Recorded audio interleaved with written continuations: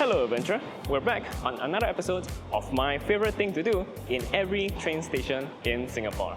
We're gonna find hidden gems, local food, and explore stories you'll never find anywhere else. Today, we're doing my least favorite and the oldest train line in Singapore, the North-South line. Actually, this line got lots of nice things to do, but you'll see why it's my least favorite. Let's begin. Station number 1, Jurong East, where aliens parked their spaceship. See the spaceship there? Just kidding. This is the Jurong Town Hall. Built in the 1970s on top of a hill, this actually was modeled to look like the bridge of a ship. We're at the top of the bridge. This used to be the base of JTC, which is the company that was in charge of industrializing this whole Jurong region, which is a very fitting place because you can see all of the region in a 360 view from here. Yep, just 80 years ago, Jurong is all swamplands. The Jurong Town Hall is a national monument that you can visit for free if you want to learn more about Singapore's industrial aspirations or to admire the unique architecture and the interior, which is quite nice. Station number 2, Bukit Batok. The name of this station actually translates to Coughing Hills. Yeah, the hills. Back then, there used to be lots of granite quarries just north from here, which used lots of explosives. So it probably sounded like the hills were coughing a lot from down here. Hence, Bukit Batok. I'll show you the hill later. For now, we'll go to a very special hawker center to show you a very unique local snack. Welcome to Yuhua Village Hawker Center. It's very special because it's got multiple stalls featured in the Michelin Beef Gourmand. This is the appam. The batter is made of fermented rice and coconut milk, but the way they fry it is very special. First, they'll put the batter in a semicircular cast iron pan, swish it around, and then cover it. As a result, you get a very crispy outside with a fluffy center. Let's give it a try. So you just take a slice, put some of the coconut, and some of the sugar, and put it in your mouth.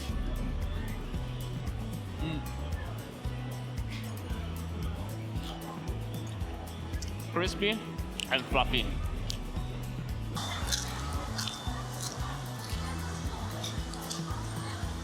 The crispiness and the fluffiness, just amazing texture. The coconut adds a good flavor, and the addition of the red sugar gives a nice sweetness to it. Station number 3, Bukit Gombak, which translates to a cluster of hills. And this is one of the Coughing Hill, or what's left of it. We've stopped doing granite mining because we've exhausted all of the easy-to-reach deposits. Since then, this has been repurposed into a public park nicknamed Little Guilin because it looks a little bit like the national park in Guilin, China. But nah, ours is the Timu version. It's way smaller and actually made of a different rock. Wow, look at the white line. It's a very nice park. I hope people don't take it for granted. Station number 4, Choa Chu Kang, where you can find a golf course right beside a dense urban neighborhood. Welcome to the Warren Golf Club. Golf courses are a rare sight in the land-scarce Singapore. This one at Choa Chu Kang is one of the few that survived. It's a refreshing patch of green that you don't have to be a golfer or a club member to enjoy. You can just visit the terrace restaurant and enjoy the view. But you might need to drive or take a taxi here because the driveway from the entrance gate is about 700 meters. Station number 5, UT, will make you want to raise your family in Singapore. They actually transformed the spaces underneath the train tracks into a public playground. This right here is a water playground for children. Even comes with on-site shower facilities and a changing room. And this is just one of the many playgrounds that Singapore built all over the neighborhoods. In short, this is a semi-sheltered free water playground for you and your family. But playtime hasn't started yet, so let's move on. Station number 6, Kranji. But wait, why is it NS7? Did we skip a station? Nope, but they did. The stretch between UT and Kranji is full of industrial areas. So when they first built the NSL, they decided, maybe we don't need a station here yet. So they skipped it, but they reserved the number 6 for Sungai Kadut that they plan to build in the 2030s. So what's special in Kranji? Horse racing at the Turf Club. Or at least it used to be. They held their last race just last year, and by 2027, this whole place will be demolished for new developments, ending the 180 years horse racing tradition in Singapore. Yeah, land scarcity is always gonna be an existential crisis to every building in Singapore. Anyways, for convenience, I'm gonna match my number to the station number. So, station number 8, Marsiling, the gateway to Malaysia. Just 15 minutes north from here is one of the busiest land crossing in the world, the Causeway Point. Upwards of 300,000 people cross there daily, most of them Malaysians coming to Singapore for work. However, it won't be the busiest for much longer because we're building a new cross-border train service called the RTS Link, which will connect directly to the Singapore MRT network, making travel to Malaysia from Singapore super easy. They are expected to be ready by 2026 December. I'm looking forward. Station number 9, Woodlands. Now, the reason why North-South Line is my least favorite is because it's got such a long stretch of trail that is so isolated. Once you get in, it's very difficult to come out. And the midpoint of that stretch is Woodlands. Basically, right, the moment you hit Woodlands, you're 45 minutes from everywhere else. Thankfully, they recently built the Brown Line that makes Woodlands an interchange. So let's go and check out the Brown Line side. Hey, do you notice the wall? That is actually an art submission by the public. So recently, they've been calling for community art submissions for new train stations where they will select the most meaningful ones to be installed in the stations. So the next time you're at a train station, try to spot the art theme. Actually, I'm not sure what this one is about, but all these are pretty cute. Station number 10, Admiralty, is where you can find Singapore's retirement utopia, the Kampong Admiralty. Where else can you find big, spacious hawker center, medical center, and rooftop garden right outside of your doorstep? You do have to be 55 and above to live here though. But everyone is welcome to use the public facilities. This retirement village is part of the government's initiative to promote active aging. With Singaporeans living longer than ever, places like Kampong Admiralty are designed to make those later years not just longer, but healthier, more social, and more fulfilling. Yeah, I don't mind living here in my 60s. There's even a playground for when your grandchildren come to visit. Station number 11, Sembawang. Let's go and check out the most recent trend in Singapore, home-based cafe. There's one nearby that specializes in matcha that I want to try. Hey, here we are at the housing estate looking for the cafe. Okay, hello. Oh, hello kitty.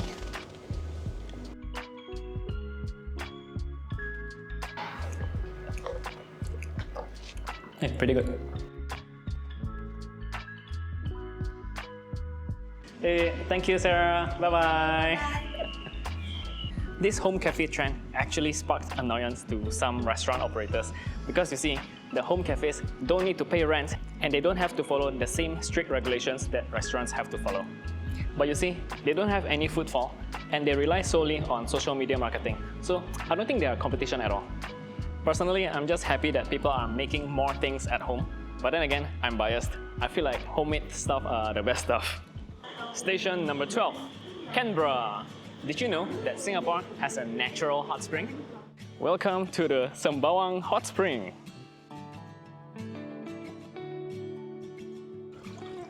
Ooh, the water is hot. It's actually very unusual for a hot spring to exist in Singapore because we're not near any volcanoes and we're very far from tectonic boundaries. Geologists suggest that the origin of this hot spring is geothermal rather than volcanic. The rock formations here are deep enough that waters are channeled underground to tap to geothermal sources, which then flows out as hot water. The park is free to visit. People come here to dip their feet or even boil eggs in the hot water. But I suggest don't do both at the same time. Actually, no worries, they have a dedicated point for cooking eggs, so you don't have to put your eggs into the same water you put your feet in. Station 13, Yishun. Yishun, said to be the most bizarre neighborhood in Singapore where the weirdest things happen, like crazy murder cases, a drug lab, or cows being spotted entering elevators into apartments. When you see the news headline start with "a man from Yishun," you know it's gonna be a wild one. It's like the Florida man. The most unique place in Yishun, the Tu Chi Humanistic Youth Center. Just look at this grand entrance. It's got big and wide shared public space, full of nice wooden finishings, libraries, bakeries, book cafe, wellness space, all just beside a beautiful park with a serene waterside. All the ingredients you need for a peaceful retreat. Yeah, just ask these chickens. They are enjoying themselves. But it's only fair for Yishun to have such a high quality community center to counterbalance all that weird things happening here, you know. Station number 14, Khatib. This is where Singapore almost had a Disneyland. Back in the 1990s, this stretch across the Seletar Reservoir was being considered for the next Disneyland. Unfortunately, the deal fell through. They built one in Hong Kong instead. But at least we got a Universal Studio at Sentosa. And fun fact, the gap between Khatib to the next station, Yio Chu Kang, is the longest in Singapore. It almost feels like you skipped a station. By the way, this kind of video takes a lot of time and effort to make. So if you want to see me cover another train line, leave a like on this video and comment which line I should do next. If this video gets 10,000 likes, I'll definitely do another one. Station 15, Yio Chu Kang. I'm gonna show you why Singapore is the best city to live in. Which other city has so many affordable community sports centers, huh? The one behind me is just one of the many that the government built all across residential hubs as part of the national movement Active SG. Basically, the government built subsidized tracks, gyms, tennis, badminton, basketball courts, and even swimming pools. The idea is very simple but genius. If you make it so easy for the population to stay active, active people are healthier and consequently less burden on the healthcare resources in the long run. And the good news is, Active SG facilities are also open for foreigners. Just go to the reception to pay a one-time entrance fee. Although foreigners pay a slightly higher price, it's still super affordable. Station 16, Ang Mo Kio, where you can watch live bird orchestra. Welcome to Kebun Baru Bird Singing Club. See all these tall poles? Bird owners will hoist their songbirds up the pole to let them all sing together. Unfortunately, there's not many birds today because most of them usually come here on the weekend mornings. That's when you see more birds, more people, and more singing. So I definitely have to come back another time to show you the full orchestra. Station 17, Bishan. You might have heard of Singapore being the Garden City, but recently we've been rebranding this to City in Nature because there's so much more to Singapore than just a garden. Just look at Bishan Park. Can you believe this used to be a concrete drainage canal? We also call it the Longkang. Those kind are functional, but depressingly ugly. Back in the year 2000, they made a very drastic transformation to the Bishan Longkang. They tore out the concrete, reshaped the canal into gentle sloping banks, and filled the space with greenery. Today, it looks just like a natural river meandering down the park. There's even an otter family that frequent these parts. Look at how clear the water is. Look at those moving small things. Those are fishes. If only I live nearer to this park. My dog would love walking through here. Fun fact, this is also where I first met my wife. Also, it's getting late, but no worries, I'll add some editing magic.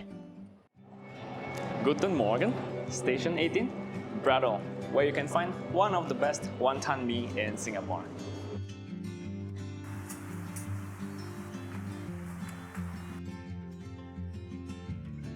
Behold the wonton mee from Chef Kang Noodle House. Unfortunately, the name wonton is referring to these little dumplings in the soup. It's not because it's 1,000 kilograms. Otherwise, I only need to buy one to feed myself for the whole year. The wonton mee is a noodle dish that comes with a few toppings. The most prominent is this meat called char siu. It's also a very healthy meal because it comes with vegetables. It comes with some sauce that you should toss to make the flavor even. Otherwise, you'll be eating plain noodles at the top and overly salty noodles at the bottom.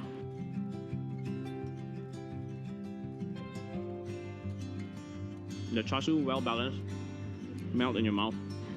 It's not too sweet. Very good. Noodle, nothing fancy, but the sauce goes well with everything. And the lard, wow, so crunchy, so savory. Let's try the wonton. Delicious soup. I read that the wonton are all handmade every day. Nice, loaded wonton. Overall, whole dish, very good. There's just one problem. Something's not right with my chopsticks.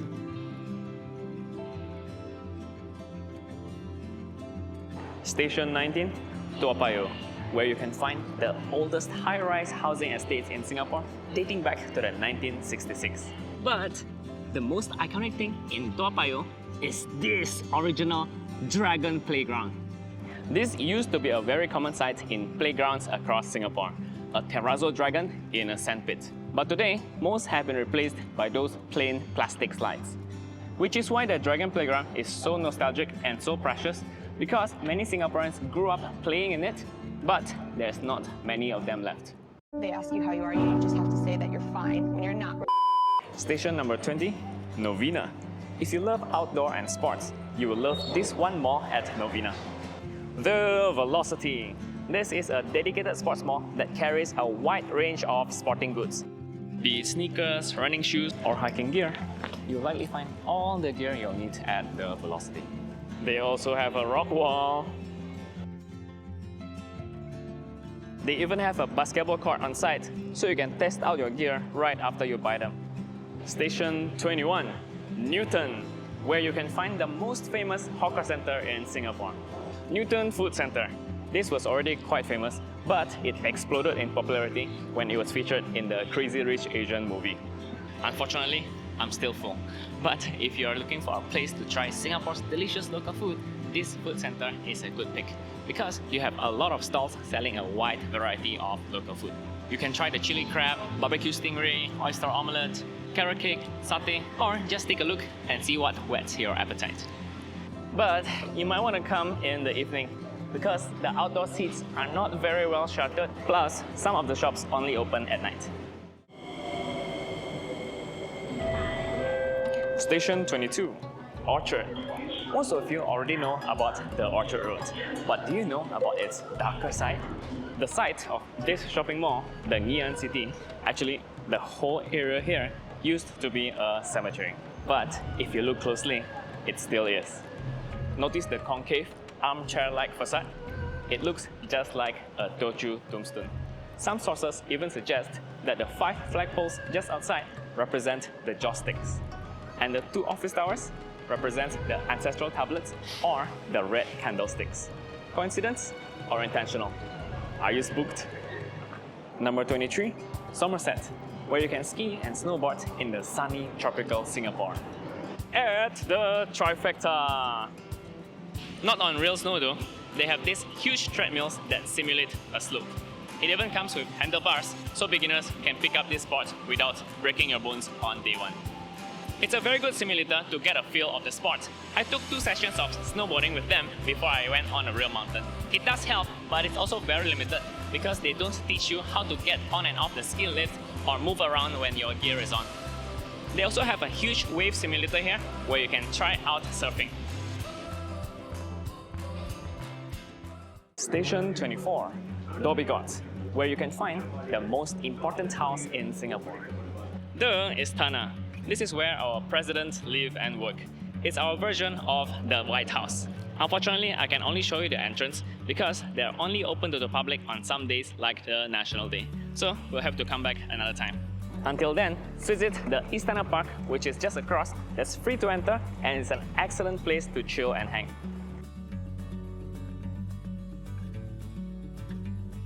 Station 25, City Hall, where you can have a meal at a very classy looking church. The Chimes. Last time, I only showed you guys the exterior. Today, let's go in. Look at the arches and the stained glass. Very gothic. The chimes don't serve a religious function anymore, other than the occasional weekend weddings. It's mostly filled with restaurants now. If you have the budget, this will be a great dinner place for you. And I'll also show you a closer look of the St. Andrew's Cathedral.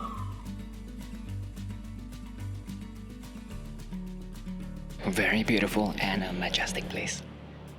Can you believe that this building is 160 years old? They really took a good care in maintaining it. You can visit here for sightseeing or even join them for mass. Or is it mass? The Funan Mall nearby is excellent if you're looking to buy consumer electronics.